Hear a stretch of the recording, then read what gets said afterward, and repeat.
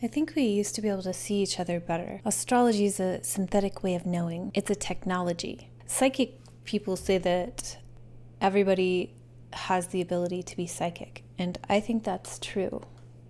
And if you don't think that's true, that means you're extremely disconnected with your potential as a human. I know I am.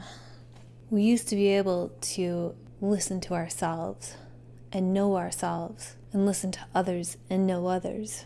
Astrology gives you the ability to see a bird's eye view of things that you're not really supposed to be able to see. And it's kind of like a data dashboard. It's hard to make this simply informative and not polarizing, because all of the news available is polarizing. Last weekend I went to a movie where they gave everyone a survey afterwards, and the survey questions were clearly all triangulating to find out whether or not the movie was polarizing enough. So a thing called ZODIAC, it's a Linux library, and let's see if I can sound like I don't know what I'm talking about. One time for fun I did partition my hard drive and install Linux on my computer for fun. Whether or not this is true doesn't even matter to me either. ZODIAC is a Linux Unix library. Comment about how I'm wrong, because I don't know. And it's used widely infrastructurally, I think. And someone installed a backdoor that allowed anyone to commandeer, gain remote access to a machine that uses anything that uses the library ZODIAC, which apparently is many machines. And I guess it was caught before it proliferated across our infrastructure. But the main thing about this is that the person who made the commit, because it's open source, the person who added this, it was an inside job, and it was someone who added it who was a trusted member of this open source community. And they had a responsibility to take care or watch over some part of this. And also there was a concerted effort a couple years ago to oust the person who was the steward of this library and install this guy. So that's a lot. And that gives, that lights up my entire mainframe, my conspiratorial mainframe. So that's what happened. And that's in the news for a reason. And we need everything you can access on the internet, including open source libraries, which the entire metaverse, our new government, has to be open source so that people will work on it for free. Even open source libraries need to be built on blockchain, and which requires a digital ID to access. So you can see what's coming down the pipeline. But how do we live in a world like this? Whatever. So that was a big deal. So the SEC, the Securities and Exchange Commission, is potentially going to sue Uniswap, and it's being positioned in the headline as a way to debilitate the decentralized finance sector. You old fuddy-duddies, it's unstoppable, it's decentralized, but really the government likes finance on blockchain, which is what decentralized finance is.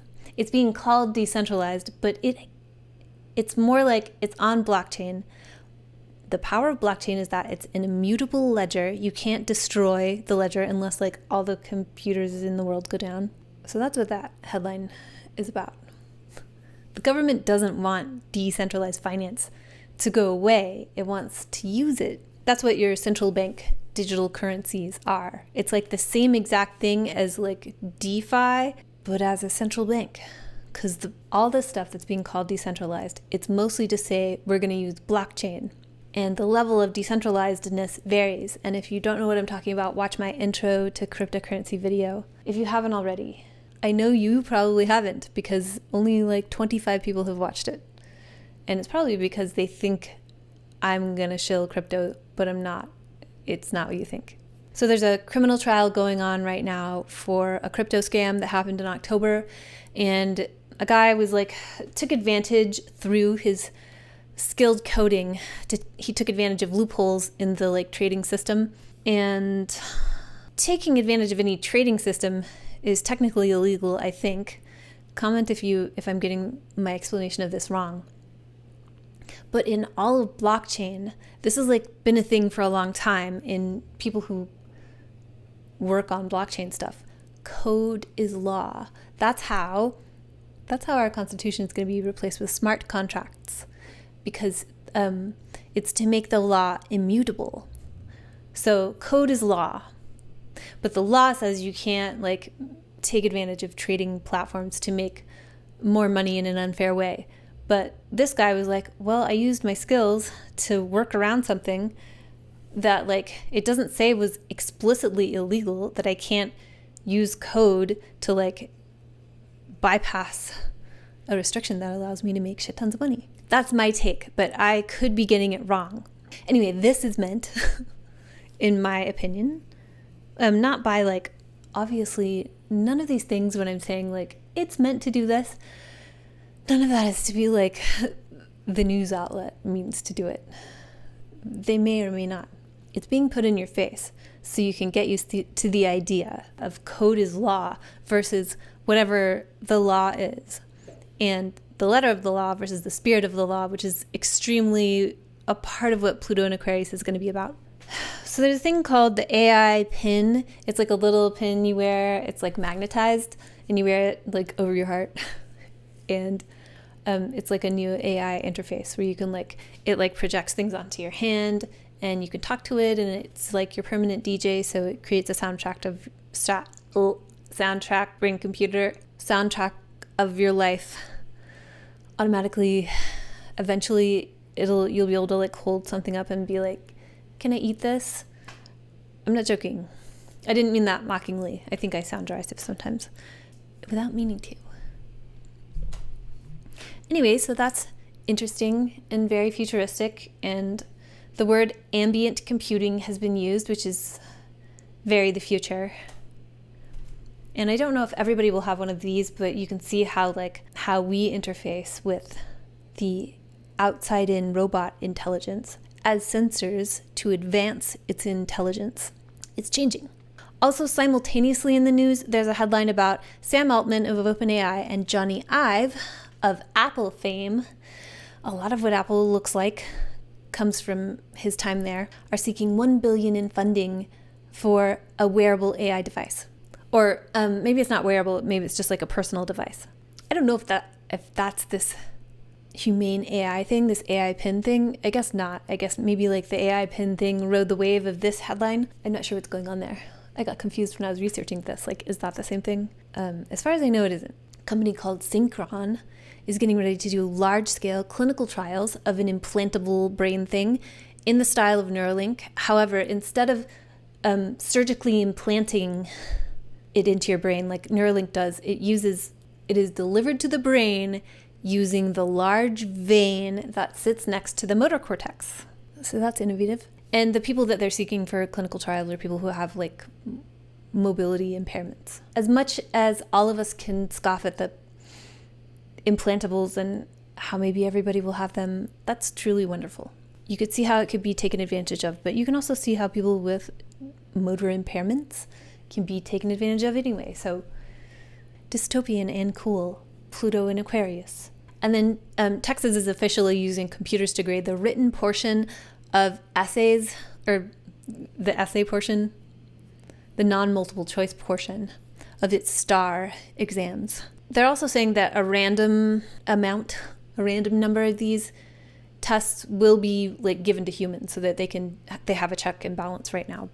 But let's go back to how code is law. The idea of humans, you have to have humans checking them now to get you okay with it. But once you're okay with it, then humans will be out of the picture. And maybe that's like in 20 years at the end of the Pluto Aquarius transit. And Texas is like a hotbed of education technology, ed tech. Biotechnology is happening alongside it, because eventually, maybe at the end of Pluto in Aquarius, when Pluto enters Pisces in 2044-ish, 2044-ish, the ed tech and the biotech will be together. And that's going to apply to you whether you send your kids to school or do the homeschooling, because the future is you don't go to a school, you just have a sensing device. And then NTT in Japan released a headline saying that AI could create social unrest, which one term they used that I thought was interesting is that it damages human dignity. And I guess a lot of technologies can actually do that. We could look at any technology. The light bulb has damaged human dignity. The iPhone has damaged human dignity. I'm not lobbying. I'm not like advocating for these things. And a part of why they're saying it has is a lot of it is designed to seize attention with no regard for accuracy or with no regard for accuracy or moral concerns. And then at the end, they slipped in that we need to keep an eye on this to protect elections and for national security purposes. Because the way that we will protect elections is you have a digital ID, you have a voting token, and eventually, this may or may not happen, but it's been modeled, and I've talked about it in one of my earlier videos, which I'll link here if I remember. You have a voting token where you sort of it's like a money, where you spend your vote on an AI model that votes for you, that votes for a billion different things, so that everybody votes on every single thing, but you can't it would take you 2 years to vote on every single thing happening, but there'll be these AI models that choose the things and you just pick the best AI model, even if it might vote for 30% in a way you don't like, but that's better than 60% or 80% given the other model choices you have, which is, I don't really see how that's different from our elections, except that it's on blockchain and it's immutable and code is law. There is no more spirit of the law. It's all the letter. Insurers are apparently looking at your house from the sky to see, it's for underwriting purposes, to see if there's debris all over the place, or just to see if there's anything that they can identify is more of a risk. And in related news, hospital websites send most hospital websites are sending your data to Meta and Google and data brokers, because if data is the new oil, health data is the new royal jelly. Health data is the new blood. And then OpenTable is going to display your first name on review. So if you've ever left a review with the understanding that it's going to be anonymous about a bad experience you had, maybe at a restaurant you really liked that you like to go back to, now your first name is going to be visible. And the way that OpenTable talks about this is, we heard from you, our diners, that trust and transparency are important when looking at reviews. So it's we heard you. This is for you. You told us you wanted this, but obviously you don't want this. If you've ever written a review, it's going to apply retroactively. So I'm sure nobody who left a review anonymously wants that. It's understandable, obviously. So it's kind of a conundrum. But a lot of the transparency, especially that blockchain can offer, it's going to apply to you, not to large power structures. So eventually it's going to require a digital ID, right? Because OpenTable will be Web3. It will be on blockchain. It will require a MetaMask to log in, to review. And the House voted to extend a spying program that surveils Americans speaking with foreigners, emails, texts, phone calls. And it does this with this is a term used in the article, with the, quote, compelled assistance of United States communication providers. We all know it's happening. It's just, this is our world. How can we be optimistic in this type of a world? Everything's rapidly changing, and I'm being kind of curmudgeonly about there's no privacy and code is law, and there's no spirit of the law. It's all the letter, the letter of the law, and they want to put a chip in your brain. How can you be optimistic and live your life knowing that you came to this earth for this? We do also live in a time of wonders. That's also true. So, scientists have discovered a nitrogen-fixing organelle. And this is exciting to scientists because you could potentially engineer plants that require less fertilizer. What could go wrong? I'm sure they talked about Roundup with this type of simplicity. Did you know that Roundup was originally meant to be an organic alternative, a safer alternative to another, even more terrible pesticide? There's also a headline about how Scientists can now use AI to target quote-unquote sleeper bacteria in case your antibiotics don't do their job. And I can understand, obviously, antibiotics are life-saving. I witnessed the life-saving effect of antibiotics last summer. They're very, very helpful in an emergency. My opinion is that they're overused. That's probably your opinion too if you're watching this. When I see this headline, I just think, you're doing it wrong. If the antibiotics don't work, it's kind of like, oh, whatever. I'm not going to go on a diatribe. Obviously, it's helpful too. I'm turning into the guy at the end of 60 Minutes, Rooney guy, just complaining about stuff. Like my watch pulls on my wrist hairs. In California, they're experimenting with cloud brightening. They're starting to do it. This is the premise of Snowpiercer. Cloud brightening is supposed to like help. It's like salty particles, shooting them into clouds so that we can reflect away the sun better to cool the earth. The premise of the film Snowpiercer is that the apocalypse arrives because we do that, and it's like, what could go wrong? That. So instead of like toning down, maybe living a little bit closer to the earth, we're going to continue to go against. We're going to just take that to the extreme. And then the European Space Agency is going to make artificial eclipses so they can study the sun. What could go wrong? I forgot to tell you last week, I think, that helium was discovered during a solar eclipse because they were looking at the sun with a spectrometer and they noticed like a wave pattern that they had never seen before. So that's very like a great beginning. Helium is used to cool data centers now. And it says that this is a precursor for more ambitious future formation flying endeavors. So they're going to use it to scare us. I wonder about this in regards to the Saturn-Pluto opposition, where Saturn is in Leo and Pluto is in Aquarius in 2035, 2036. Real eclipses, fake eclipses. And this like, let's make engineered plants that require less fertilizer for you to eat. And what could go wrong? And we're going to do this cloud brightening thing and the artificial eclipses stuff. Pluto in Aquarius that's Pluto coming for the collective. That can mean mass deaths. If you're watching an astrology video, you can't like run with your hands up in the air and tattle on me for being a doomer or something. Like that's what this is talking about the future and talking about the quality of the time. So there's already a lot of talk about mass deaths, starting with the Jupiter-Saturn conjunctions and the Mars-Saturn conjunctions at 0 Aquarius. So Pluto moving through that territory, we got some foreshadowing for like different possibilities of mass deaths. That's going to keep happening and become more horrifying. We're going to become more afraid of it, and some of it's going to happen. Some of the fears will be just fears, and some of it will be stuff that happens. I can see this cloud brightening thing, Pluto in Aquarius, like maybe Pluto does things like shrink them so as to be not there, or blow them out of proportion. So perhaps I'm blowing it out of proportion. Aquarius is literally clouds. It's the water bearer, and it's an air sign.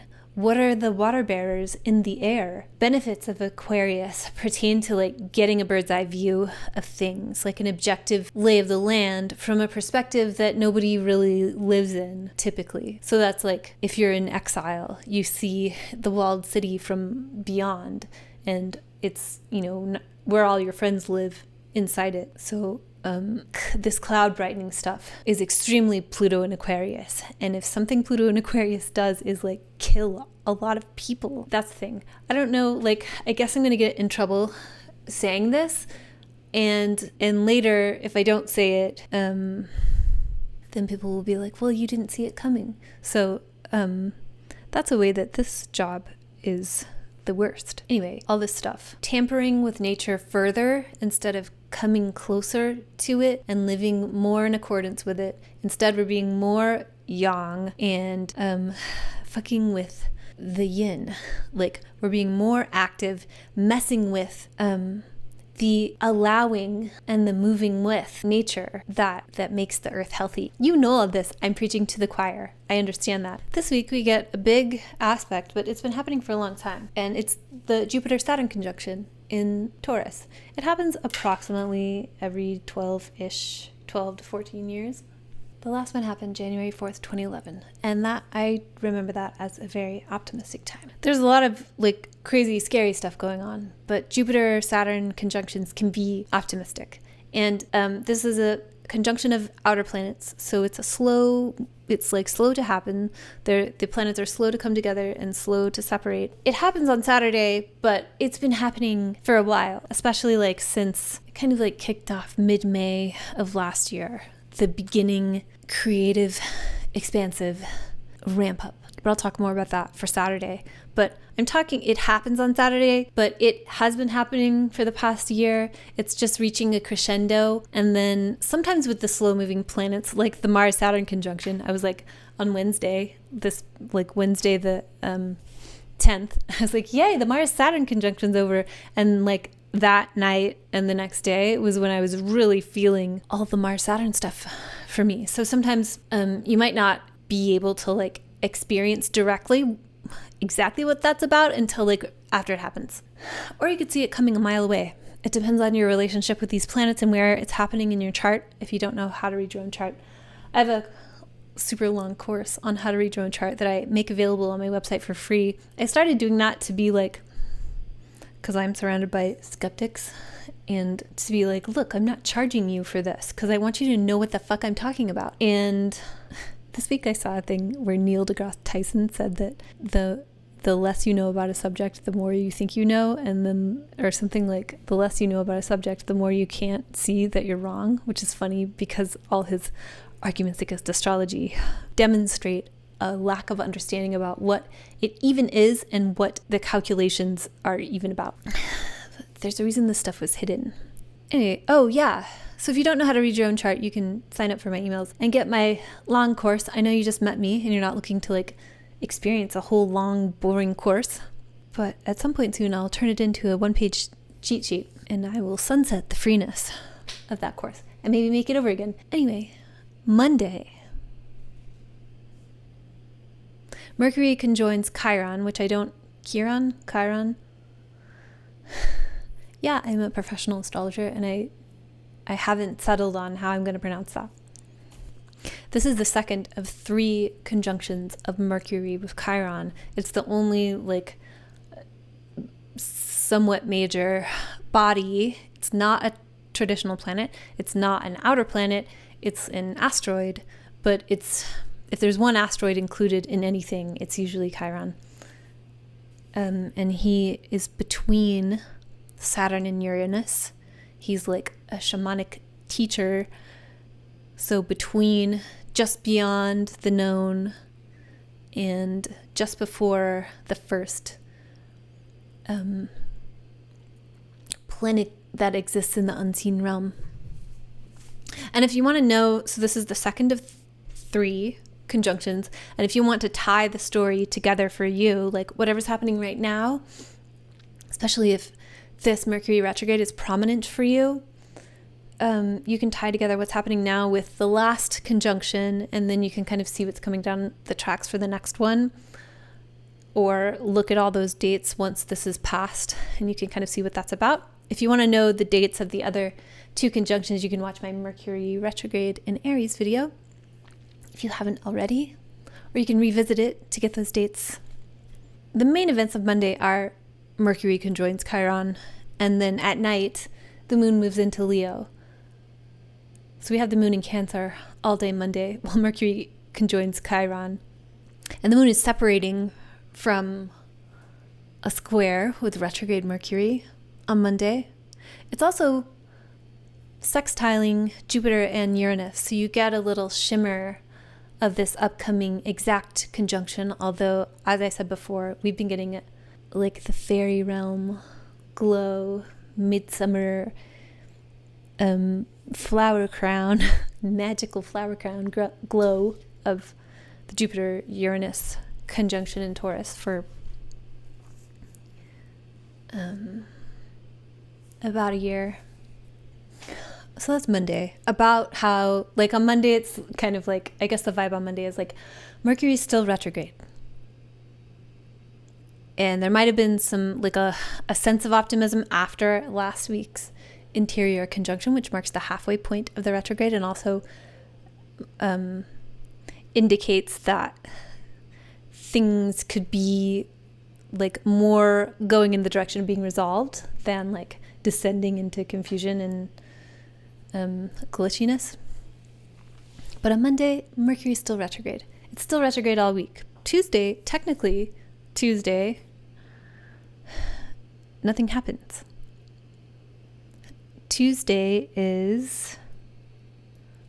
I once watched an astrocartography lecture at NORWAC by Jen Zart, and she called some areas for some people, some areas of the world, karma-free zones, and that's what I think of for Tuesday. Tuesday is a karma-free zone.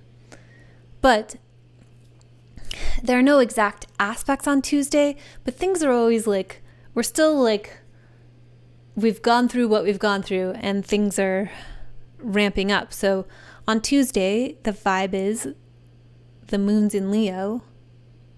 Monday night, the moon opposes Pluto. So Monday night, code is law. It doesn't matter. The intricacies of you as an individual don't matter as much as code is law on Monday night.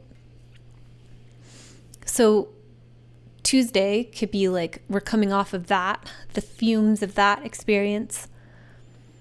And in the wee hours between Tuesday and Wednesday, the moon trines Venus.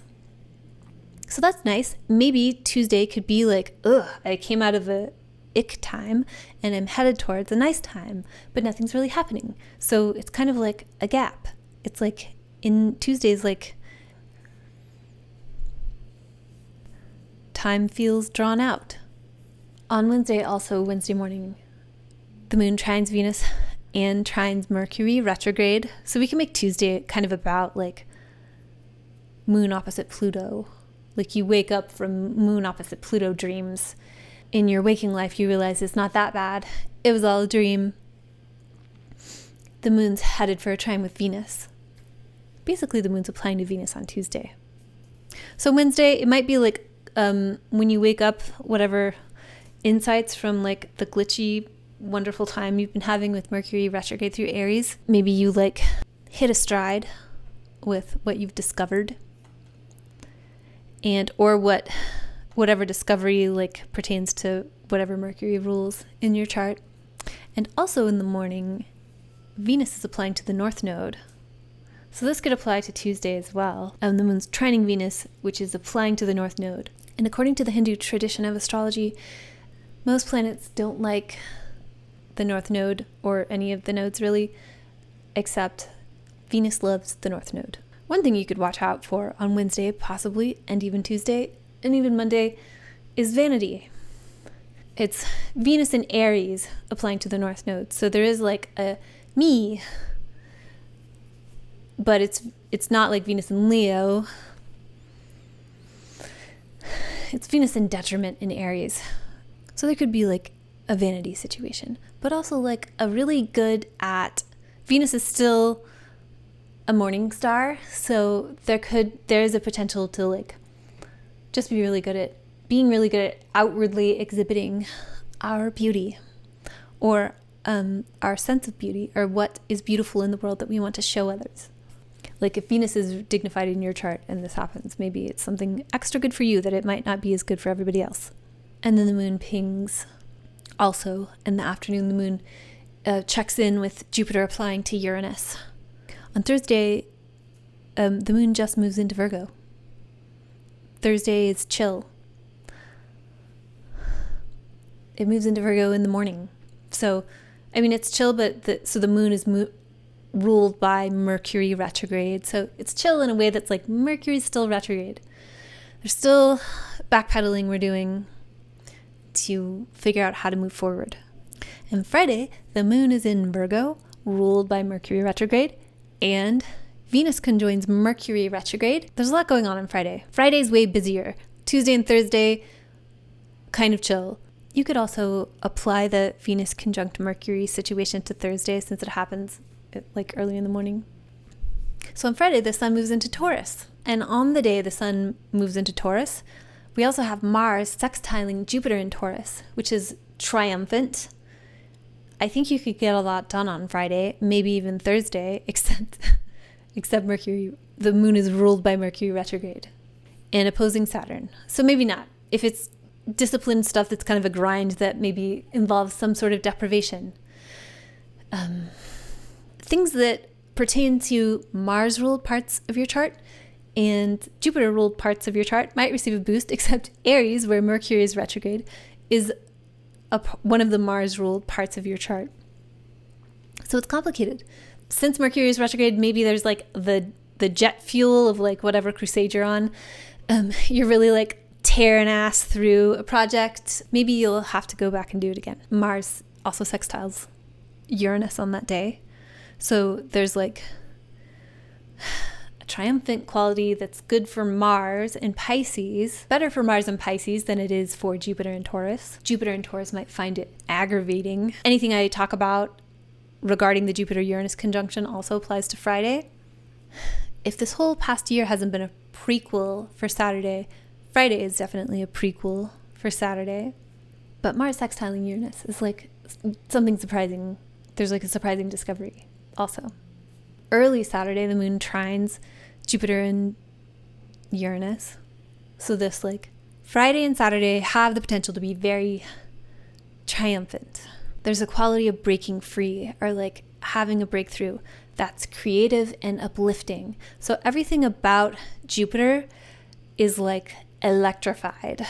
And everything about Uranus that could be good, like triumphant revolutions and innovations and sudden zaps of clarity and epiphany, everything that could be good about the archetype of Uranus is given a major boost with the good planet Jupiter. And also, Saturn in Pisces has, in the past, brought us a lot of beautiful, rich works of fantasy. This Jupiter conjoining Uranus and Taurus is the governor of Saturn and Pisces right now. So whatever like rich work of fantasy, you're building a world of your own. Something about your experience of Saturn and Pisces is likely to be given a jolt, and it will most likely feel good or feel like a breakthrough, which like if Saturn is in a difficult place for you or like you're in a Saturn ruled year, that might be a breath of fresh air that you've been able to see coming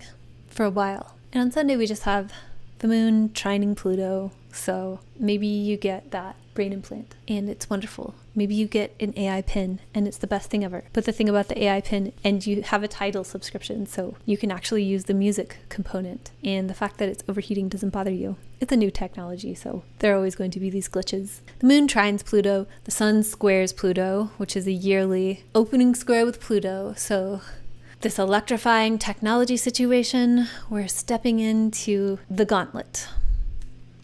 The sun will oppose Pluto in the summer. And Mercury won't be in retrograde in the summer when the sun opposes Pluto, but it will be in shadow.